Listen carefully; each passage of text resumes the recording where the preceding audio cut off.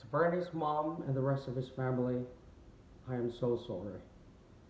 I wish I can take away your pain, but my prayer tonight is that may God's comfort embrace the whole family.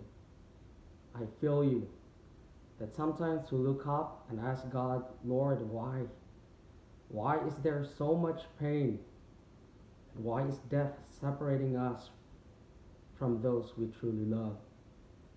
To my biology classmates, we all took biostatistics as one of our major subjects in college. Now let me ask you, what is the probability that a person dies? Do you think it's 50-50 or 100%? Romans 5:12 says, "Therefore, just as sin entered the world through one man, Adam, and death through sin, and in this way death came to all people, because all sinned." Because all have sinned, including you and me, like my friend Bernie, we all will one day experience death as well, and there's no escape. Now back to my biology classmates again. Let's try recalling what we learned at MSU IIT. Our textbooks define biology as the study of life, right? Now my question is, why we didn't study much about death when we were yet in college? What is in death? Why science is still struggling to understand? And what have we known about the episodes after we give off our last breath? I believe though that you and I had experienced something comparable to it. Do you have a recollection about something before you were born? Nothing, right? Or at night when we are in deep sleep? Nothing, right? The Bible describes David, Solomon, and Judah as sleeping with their forefathers. In describing the condition of Jairus' daughter who was dead, Jesus Christ said that she was sleeping. And Jesus referred to the deceased Lazarus in a similar manner. Well, the Bible representation of death as a sleep clearly fits its nature as written in the following verses.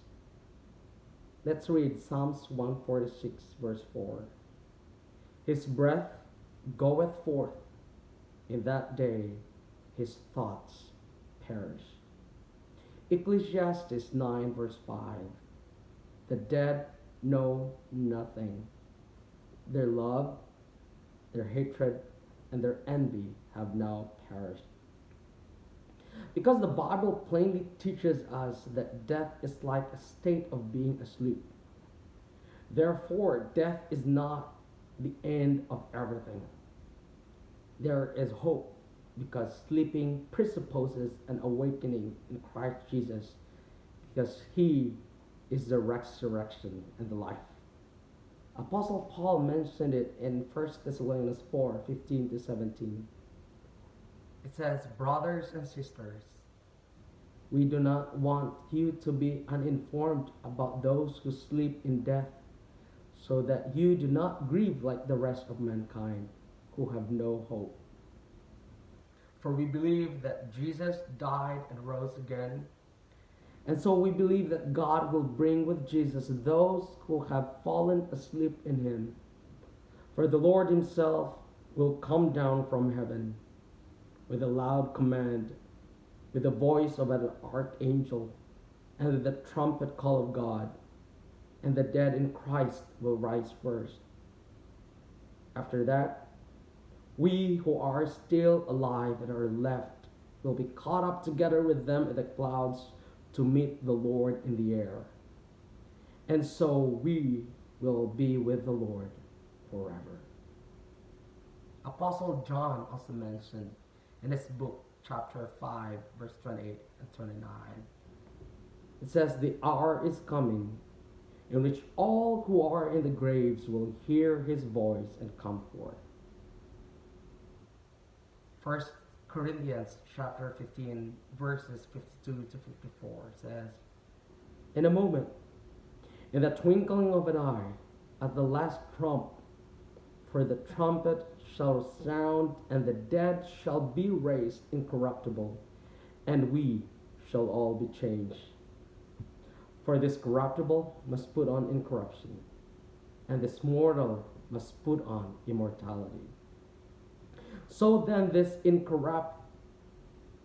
corruptible shall have put on incorruption, and this mortal shall have put on immortality. Then shall be brought to pass the saying that is written, death is swallowed up in victory. O death, where is thy sting? O death, where is thy victory? What a glorious moment that will be. I see it as a tearful grand reunion with all our long lost family members and friends. With hope, I am looking forward to meet my friend Bernie again in that blessed resurrection morning.